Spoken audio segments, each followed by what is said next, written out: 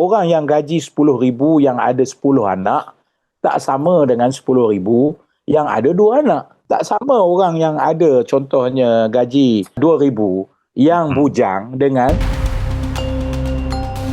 Bismillahirrahmanirrahim. Assalamualaikum warahmatullahi wabarakatuh dan salam sejahtera. Selamat malam diucapkan kepada para penonton yang bersama kami di Next Step TV dan juga Next Step Malaysia. Terima kasih untuk sokongan yang anda berikan kepada kami dan malam ini kita kembali dalam rancangan Respon dan malam ini kita bersama dengan figura yang tidak asing lagi. Okey, kita bersama dengan mantan Menteri Agama. Itu dia, Datuk Seri Dr. Mujahid Yusof. Assalamualaikum Datuk Seri. Waalaikumsalam warahmatullahi taala wabarakatuh. Zawazi. Ya Datuk Seri ya.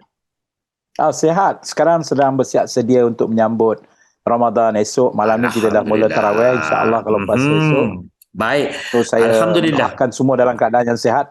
Amin, insya-Allah. Baik, santai-santai dalam santai-santai ni Datuk Seri dalam kita Datuk bersantai-santai ni Datuk, maka keluarlah satu isu yang kami ingin mendapatkan respon daripada Datuk pastinya lah, tentang pengumuman kos mengerjakan ibadah haji yang baru saja diumumkan oleh Menteri Agama dan kami tak nampak orang lain dah, kami nampak Datuk Seri saja untuk berikan respon tentang ini. Apalagi kalau dikatakan diklasifikasikan kepada beberapa kelas B40, M40, T20 dan sebagainya. Respon Datuk Seri tentang isu itu. Ya, terima kasih. Kita sejak daripada tahun sudah telah pun orang kata memulakan ibadat haji secara penuhnya, secara fizikal setelah 2 tahun kita tertangguh untuk melaksanakan ibadat haji. Alhamdulillah kita telah melepaskan beberapa jemaah haji kita. Dan yang penting di dalam ini ialah soal kos ya. Kita tahu bahawa kos haji lepas COVID semakin meningkat. Dan ini adalah sesuatu yang di luar kawalan kita. Bermakna kita tertakluk kepada ketetapan kos yang telah ditetapkan oleh tabung haji. Oleh Kerajaan Arab Saudi. Jadi dalam hal demikian, kalau yang terakhir kita melakukan ibadat haji, kosnya lebih kurang di dalam 22,000 begitulah. Lebih kurang begitu secara purata ya. Kemudian tertangguh. 20 tak ada, 21 tak ada. Kemudian 2022 kos haji itu dah meningkat kepada 30,000 gitu. Dan tahun ini saya dipahamkan dalam 31,000 secara bundarnya begitu. Bermakna peningkatan kos ini juga akan bagi kesan kepada para jemaah haji. Kerana selama ini mereka menyediakan dan tabung haji sendiri menyediakan subsidi kepada para jemaah ataupun dia panggil bantuan haji pada kos yang agak tinggi dan kita sudah menghadapi masalah itu sejak saya ambil alih, bahawa tabung haji menanggung hampir 380 juta untuk kita bagi bantuan haji yang ketika itu tidak tersasar, tidak secara bersasar Betul. Sebenarnya semua orang dapat. Jadi bila datang zaman kita cuba mengendalikan isu ini dengan kita memperkenalkan subsidi bersasar. Subsidi bersasar, kita kategorikan mereka yang sangat-sangat memerlukan bantuan, mereka yang boleh dengan dia punya kemampuan untuk bayar sendiri, dan sudah tentu mereka yang memilih tak mahu ambil bantuan sebab mereka ada duit dan sebagainya. Maka apabila kita perkenalkan ini, tiba-tiba kerajaan jatuh ya. Tapi alhamdulillah kita dah sediakan platform dari segi perancangan kita sejak tahun 2020 lagi.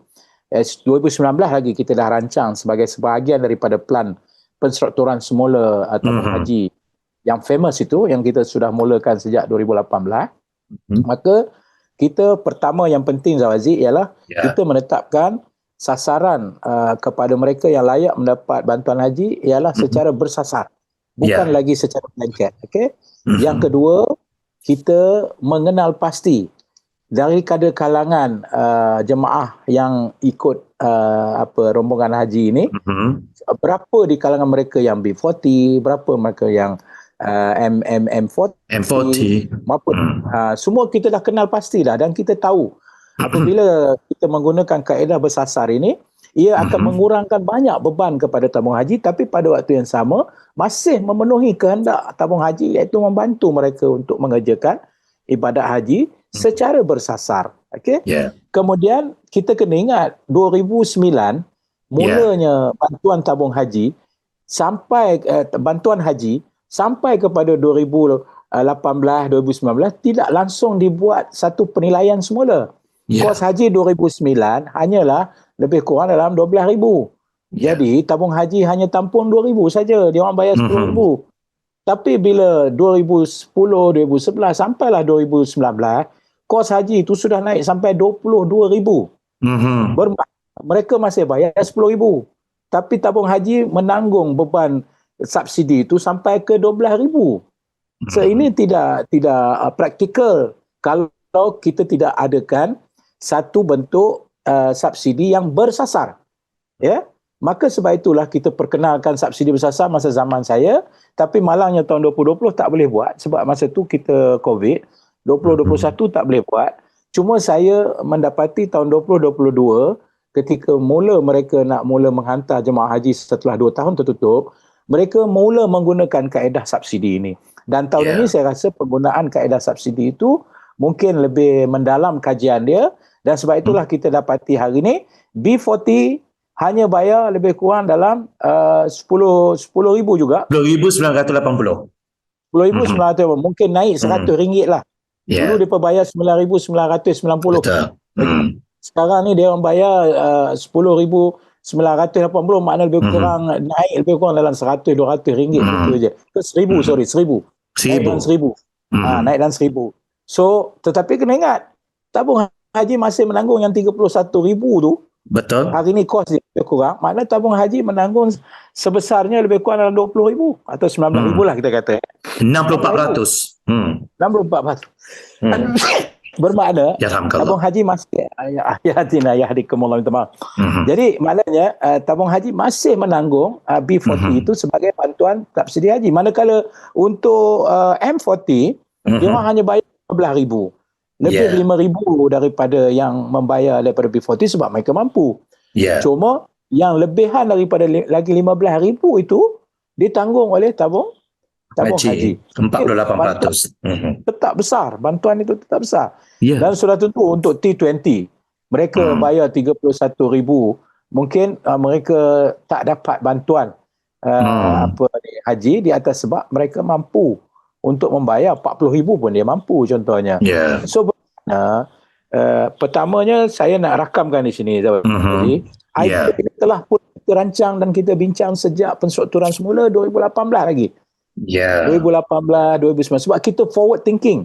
Kita kena fikir kos haji ketika 10 tahun ke hadapan dari segi cost of living di Saudi, kos hotel Saudi, harga minyak yang meningkat menyebabkan kos transport kita tinggi, harga makanan, dan memang pun kita tengok perkembangan ekonomi di Saudi juga berkembang. Maka mereka mengenakan banyak teks dan sebagainya. Oleh kerana itu, kita kata semua ini telah pun dia dalam program penstrukturan semula kita.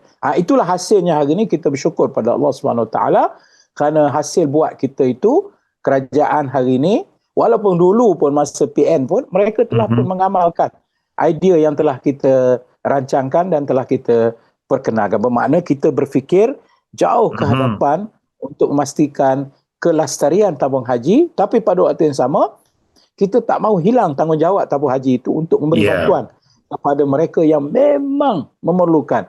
Jadi saya nak seru rakyat Malaysia lah, kalau orang tu mampu bayar 31,000 untuk pergi haji, takkanlah dia pun nak ambil subsidi juga. Dia pun nak guna subsidi. Jadi mana tak masuk akal. Kalau itu tak masuk akal. Tapi orang yang B40, dia kumpul macam mana pun kita tahu, dia dah tunggu 20 tahun. Dia tak mampu nak cari 31,000.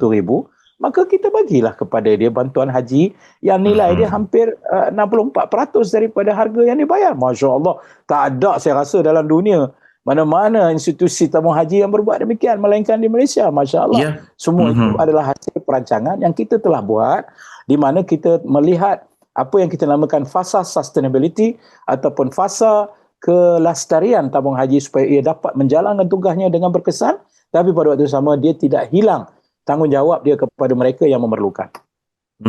Baik, Datuk Seri, kalau kita lihat kepada kos yang semakin meningkat, sedangkan pada tahun 2019 pun Datuk Seri sudah nampak, 2018 pun sudah nampak bahawa 5 tahun akan datang begini kosnya, dan akhirnya membuat plan sebegini. Kalau kita lihat pada masa yang akan datang, maksud saya 5 tahun akan datang lagi, adakah Datuk Seri merasakan bahawa tabung haji masih mampu untuk memberikan subsidi, apatah lagi dividen dan sebagainya, kalau keadaan kos itu berterusan begini? Pandangan ataupun dengan cara T20, ataupun dengan cara T20 ni tak ambil subsidi itu, maka dapatlah membantu orang lain. Bagaimana? Pastinya. Sebab itu, dalam apa-apa projection, khususnya melibatkan kos kepada organisasi, kita perlu memastikan effectiveness, keberkesanan. Sebab itu saya kata, bila kita buat kajian, daripada 2009 ketika kita perkenalkan bantuan haji ini, sampai 2018, tidak ada review langsung. Tidak ada review ni, maknanya tidak ada penilaian semula in terms of cost effectiveness dia bagaimana. In terms of cost daripada tahun 2009, 2010, 2011, 2012 sampai 2019 meningkat. Dia tidak akan statik begitu, sebab semua orang ekonomi tahu satu kos itu tak akan kekal sama, kerana ada banyak faktor-faktor natural, perkembangan ekonomi di Saudi contohnya. Cost of living di Saudi meningkat contohnya. Sedangkan kita menggunakan semua kemudahan-kemudahan dia. Kemudian harga bahan api meningkat contohnya.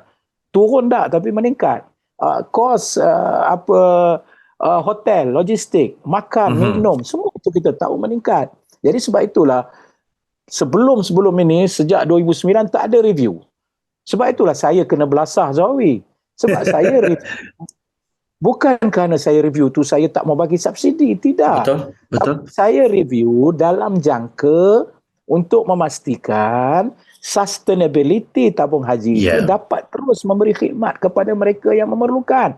Sebab itu bila kita tengok kos sampai 380 juta, kalau berterusan tanpa ada satu intervention, tanpa ada satu campur tangan untuk kita menilai semula dan memperkenalkan rejim subsidi yang baru, rejim bantuan yang baru, maka tabung haji terpaksa tanggung kos yang tinggi. Pada waktu yang sama, tabung haji sedang melalui proses penstrukturan. Ketika kita tahu gap aset dan liability-nya sudah sampai 10 bilion, saya rasa dia tidak mampu kalau dia meneruskan itu tanpa ada satu keberanian untuk kita membuat penilaian semula. Dan Alhamdulillah, kita dah pun list down apa kita punya projection dari segi secara berperingkat, kita nak hapuskan subsidi secara rambang. Itu makna yang kita nak tackle secara rambang. Kita tak kata nak hapuskan subsidi, kita kata nak lihat semula keberkesanan subsidi secara rambang, maka kita perkenalkan subsidi secara bersasar. Targeted subsidi. Dengan itu kita telah mengurangkan kos 380 juta itu kepada satu tahap yang sangat efektif dan pada waktu yang sama tidak menghilangkan tujuan utama tabung haji, iaitu memberi kebajikan kepada mereka yang memerlukan. Maka itulah kita telah perkenalkan, dah bawa masuk kabinet pun. Kita dah masukkan kepada kabinet apa benefit yang kita dapat dari segi tabung haji tidak terpaksa tanggung kos yang tinggi dan sebagainya. Ini tidak termasuk soal-soal fiqah yang kita kena beri tanggungjawab juga kepada tanggungjawab fiqah, iaitu al-istita'ah atau kemampuan. Kita kombinasikan semua itu dan kita telah perkenalkan apa yang kita namakan subsidi bersasar. Tapi tahun 2020 kita tak dapat buat sebab apa yang berlaku daripada COVID. Kemudian 2021 kita tak dapat buat. Tapi Alhamdulillah 2022 atas apa pun mereka kata Mujahid ni jahat, Mujahid ni jual tabung haji lah, Mujahid itulah, Mujahid lah dia pakai juga idea kita. Sebab itulah yang paling praktikal. Itulah yang paling praktikal hari ni. Kan? Mana kita nak tahu masa kita buat 2018, 2019, mana kita nak tahu COVID nak mai? COVID dia tak bagi tahu, aku nak sampai kat kamu pada Februari 2020, jaga-jaga. Dia tak ada. Dia main mengejar itu. Tapi oleh kerana kita dah ada persediaan, kita dah ada projection, outlook kita sepanjang 10 tahun, 5 tahun ke depan, maka mana kita dah ada persediaan. Jadi kerajaan ambil alih tu dia dah siap dah semua, kita dah buat kat dia.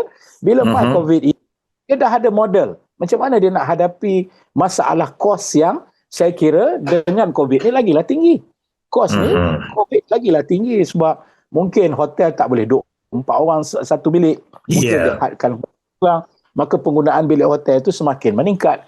Penambahan bilik hotel contohnya. Transport mungkin dia tak bagi duduk satu bas sampai 40 orang, mungkin dia reducekan. So all these things kita dah fikir ke depan, dan alhamdulillah apabila berlaku COVID, kita sudah ada satu cushion ataupun kita dah ada satu persediaan kekejutan ini kos ini, kita dah ada cushion lah, kita dah ada tapak untuk kita landing dengan cara yang selamat. Dan alhamdulillah seperti mana yang dimaklumkan oleh Menteri Agama kita, itulah sebenarnya perancangan dan plan yang telah kita sediakan sejak 2018-19 lagi.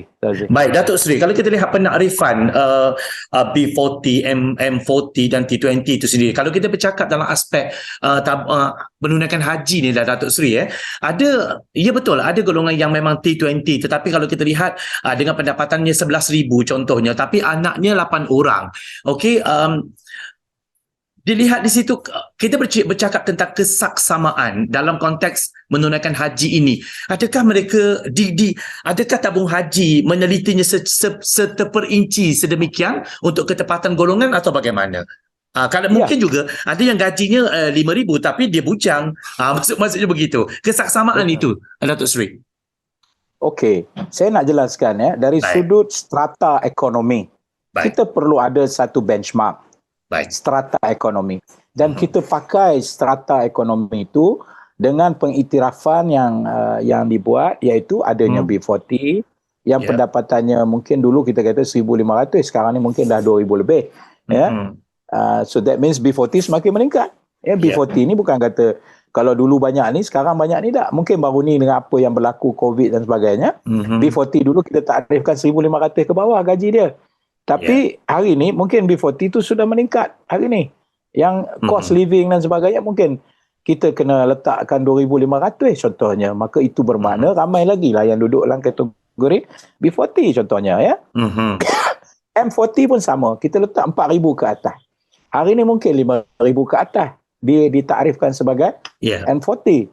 Maka semakin mungkin mengecil kelompok M40 sebab dah berpindah kepada B40.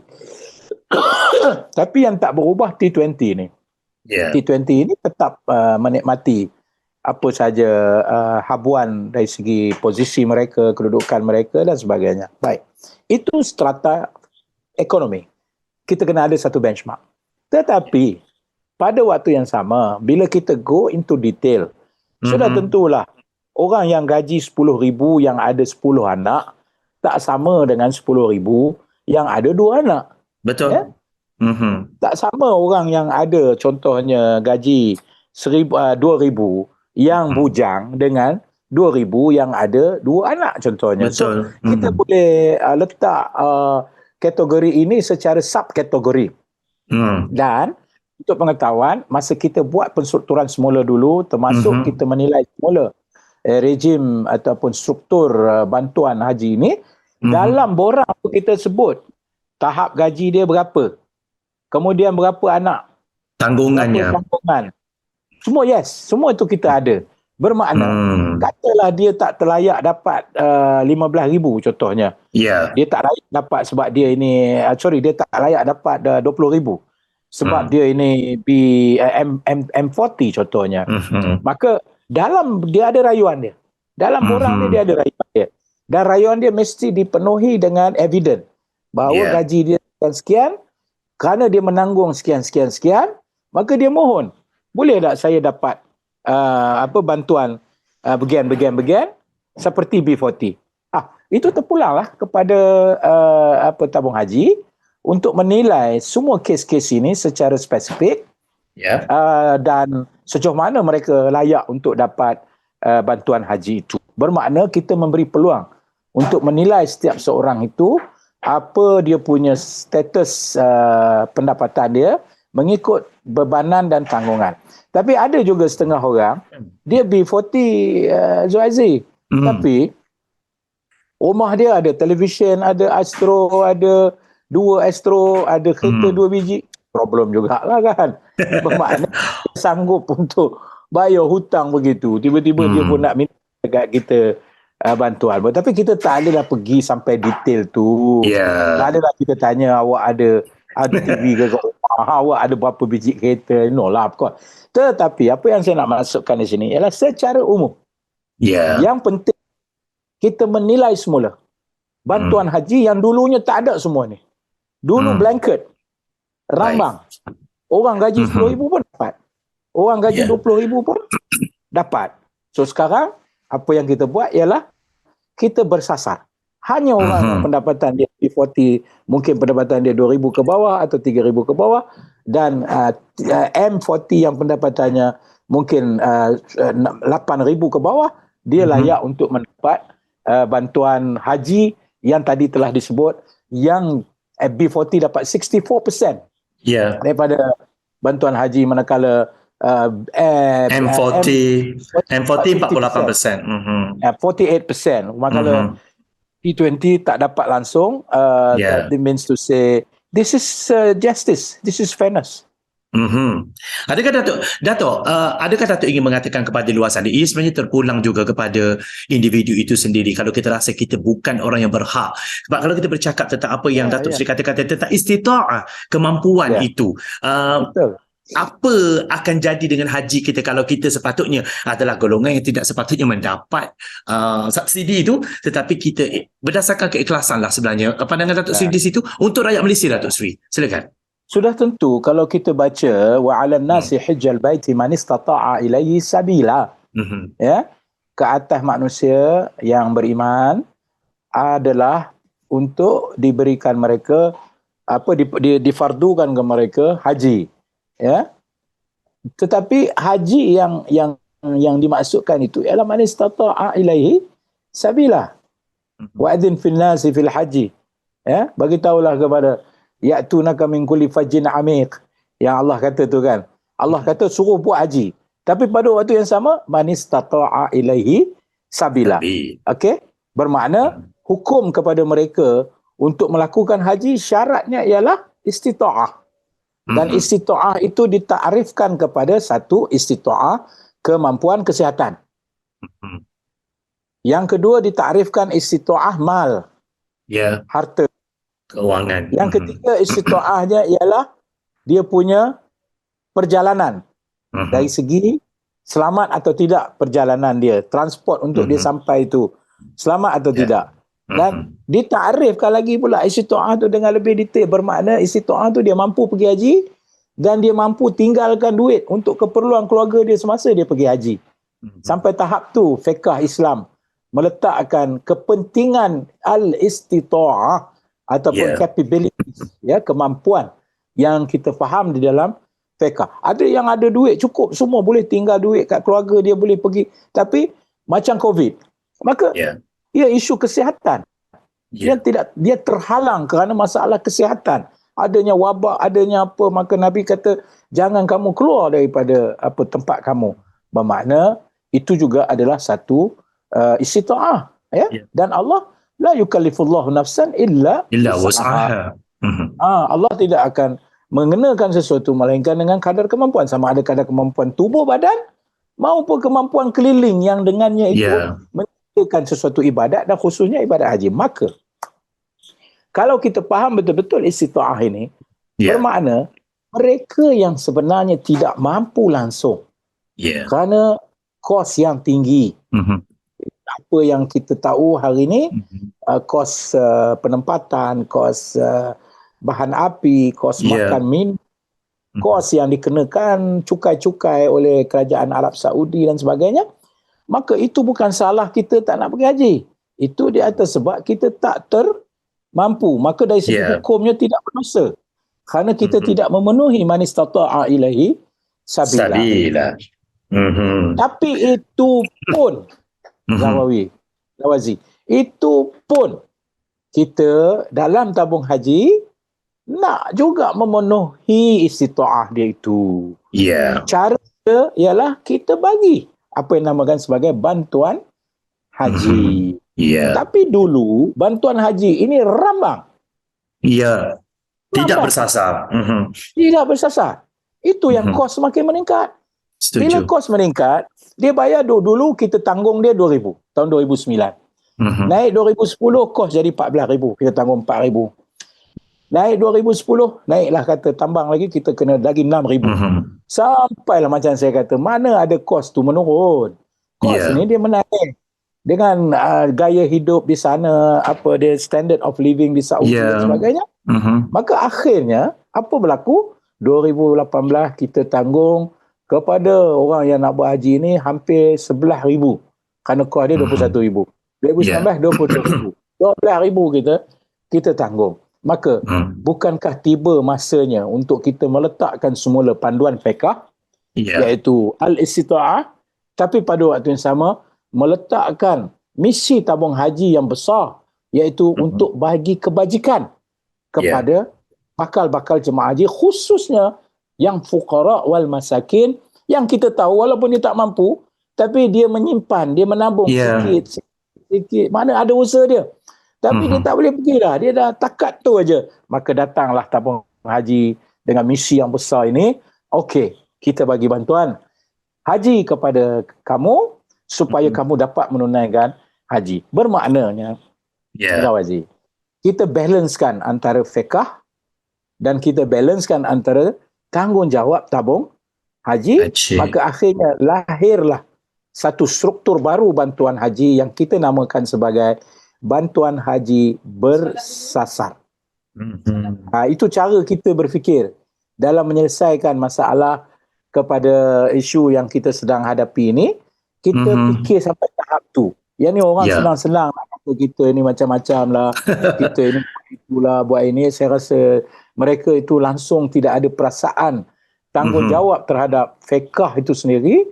Dan pada waktu yang sama dia tak ada tanggungjawab kepada bebanan kos yang ditanggung oleh tabung haji. Apatah lagi sebelum kita ambil alih kos kewangan tabung haji itu sangat-sangat dalam keadaan yang sangat parah.